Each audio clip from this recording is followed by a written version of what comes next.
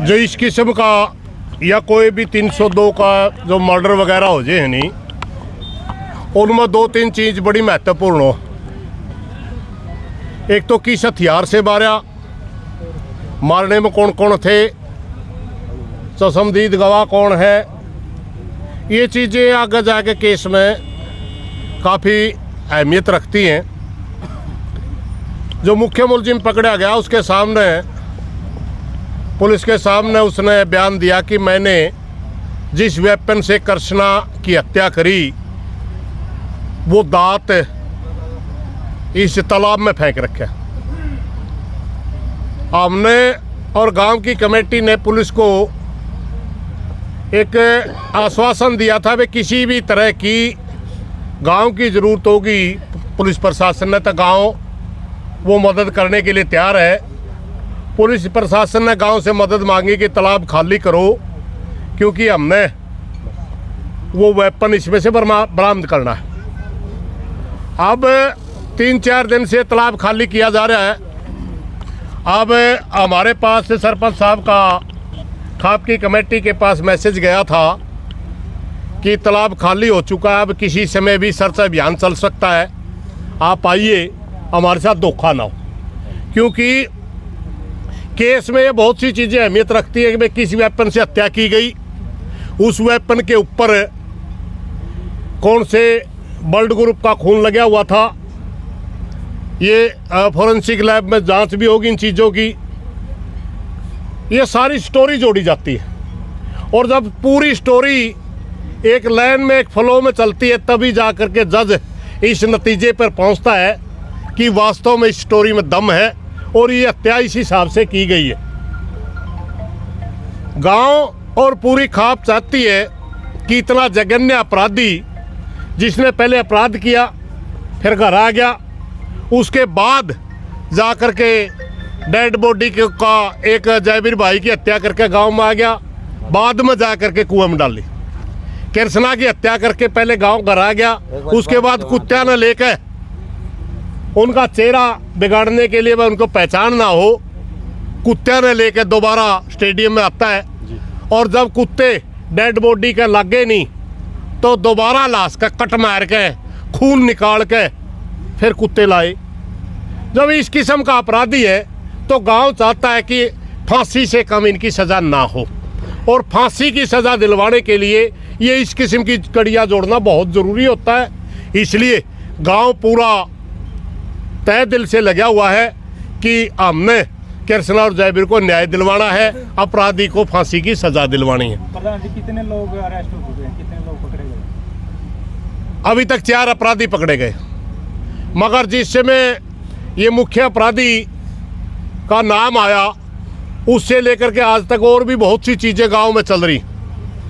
एक साथी का नाम आ रहा है कि जिस समय जयवीर की हत्या हुई और वो हत्यारा जब घर आया तो राजेश नाम का गांव बुडाना का एक लड़का है, वो उसके घर था। और जिस समय कृष्णा की भी हत्या हुई और हत्यारा हत्या करके घर आ गया, उस समय भी और राजेश घर था। और दोनों हत्याओं में एक चीज़ ये बिल्कुल बराबर पैटर्न है कि हत्या पहले की गई और डेड बॉडी के साथ सबूत मिटाने की कोशिश बाद में की गई, डेड बॉडी के साथ छेड़खानी बाद में की गई। ये इसलिए बहुत से लोगों का मानना है कि हो सकता है कि ये राजेश नाम का व्यक्ति ही ये सारे चीज़ करवाने वाला हो। इसलिए पूरा गांव उसको शामिल तफ्तीश चाहता है, पूरा गांव चाहता है इसकी इंक्वायरी हो, इसके फ़ोन वगैरह जो ये ले रहा है इसके सारे फ़ोन वगैरह चेक हो, ये कब था, कहाँ था। तीसरी ओर इसने एक घटना करी, जब ये मुख्य अपराधी पुलिस ने उठाया तुरंत पुलिस में फ़ोन करता है कि ये आपने गलत आदमी उठा लिया, ये निर्दोष है। पुलिस वाला जिसके पास उसने फ़ोन किया वो कहता है भाई तो गांव वाला ने कह रहा क्या भाई, चाहे पुलिस का कोई आदमी मिलो, गांव का कोई आदमी मिलो, कोई बीच में इंटरफेयर नहीं करेगा, ये तो यूँ इसकी तफ्तीश होगी। और जब वो उसने कबूल कर लिया तो वो पुलिस का अफसर उसने कहा रहे तू कहता निर्दोष है, इसने तो सारी मान ली, फिर कहता मैं जीरी काट रहा हूँ, यानी उसकी एक्टिविटी बिल्कुल संदिग्ध है। और अब 4 दिन से सर्च अभियान चल रहा है। गांव का एक 5 साल के बच्चे से लेकर के 95 साल तक का बूढ़ा एक बार तालाब पे जरूर आ लिया होगा, मगर वो भाई गांव में आज है ही नहीं। फरार चल रहा है जी। हम तो फरार ही मानेंगे, भी करा दो जाके नहीं आया एक में, मगर जब का उसका न्यूज जिक्र चल रहा है वो हो सकता है और उसको शामिल तफ्तीश किया जाए। तब से वो आदमी बुढ़ाना किसी आदमी ने देखा नहीं, इसलिए प्रशासन से हमारी प्रार्थना है उस आदमी को शामिल तफ्तीश करा जाए, उसकी पूरी इंक्वायरी की जानी चाहिए, क्योंकि हम चाहते हैं निर्दोष कोई फंसे ना और दोषी कोई बचे ना। प्रधान जी, क्या प्लान के साथ मर्डर किए गए? देखिए, मर्डर तो हो सकता है एक्सीडेंटली भी जयवीर का तो हो, मगर कृष्णा का एक्सीडेंटली मर्डर हम मानने के लिए तैयार नहीं, हमारा दिमाग नहीं मानता। मगर जो डेड बॉडी को खुर्द-बुर्द करना, उसको कुएं में डालना या उनका कट मार के कुत्ते लाना कृष्णा के या जयवीर को कुएं में डालना, ये बगैर समझ के नहीं हो सकती। ये एक्सीडेंटल मामला नहीं है, ये पूरे प्लानिंग के तहत किया गया है। इस प्लान में कौन कौन है, यही चीज़ हम सामने आनी बाकी है और हम इंतजार कर रहे हैं कि प्रशासन सबसे पहले वेपन ढूंढे, उसके बाद पूरी थ्योरी जो स्टोरी थी सारी की सारी जनता के सामने एक बार प्रशासन ले आए। अगर वो स्टोरी सही लगी तो भाईचारा पूरी खाप और भाईचारा पूरा बुढ़ाना काम स्वागत करेगा। अगर उसमें कोई कमी लगी सवाल करेंगे।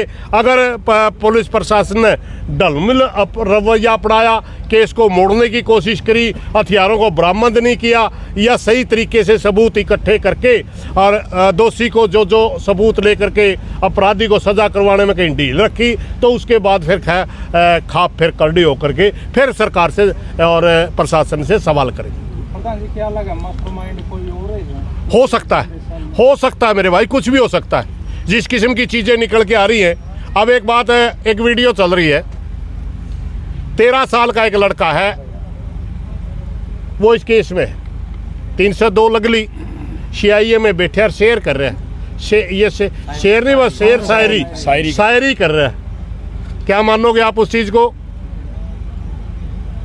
यानी वो इतना परिपक्व है, इतना वो उसका ब्रेन वॉश कर रखा है किसी ने, या अपने आप वो इतना संकी है कि उसका खोप ही नहीं। सबसे बड़ा खतरनाक हथियार है बुढ़ाना के लिए वो, क्योंकि वो आज के दिन नाबालिग है और नाबालिग की धाराओं के तहत उसकी सजा कम होगी। वो तो आगे आने वाले टाइम में और घना सिद्ध है। एक और बात मैं आप लोगों के माध्यम से पूछना चाहता हूँ प्रशासन से, जब मुख्य दोषी आया उसके खून के छींटे थे उसके कपड़ों पे, उसकी मां ने वो कपड़े फूंक दिए। जो तबीजी और बाड़ी लेके गया उसकी माती दे, उसकी मां ने वो छुपा दी। जो मुख्य अपराधी 19 साल का है, क्या 13 साल का जो लड़का है उसके कपड़ों पे खून के छींटे नहीं हो सकते? उसके कपड़े किसने जलाए या उसके कपड़े किसने धोए? ये सवाल तो बाकी है ना। इन सवालों का सबका जवाब चाहिएगा हमने, और सबके जवाब हम मांगेंगे, मगर समय आने पर मांगेंगे। अभी कल 13वीं होगी कृष्णा की, 13वीं के बाद हम दोबारा रिव्यू मीटिंग करेंगे। सारी गांव के लोग हमारे को जिस मौका भी उचित माहौल समझेंगे मीटिंग बुलाएंगे, खाप के मेन आदमी आएंगे और इन सारे फैक्टों के ऊपर चर्चा करेंगे और जो चीज़ें रह रही होंगी हम प्रशासन से मांग करेंगे। अगर प्रशासन हमारी सुनेगा ठीक, वरना भाई हमने तो सारी जिंदगी संघर्ष में औरतों को भाषा नहीं जान दे। हम तो न्याय मांगने वाले लोग हैं, अगर न्याय मिल जाए स्वागत करांगे, न्याय नहीं मिलेगा तो संघर्ष करांगे। प्रधान जी, जो मुख्य आरोपी आपने बताया उनका परिवार का सदस्य कोई पुलिस के द्वारा उठाया गया?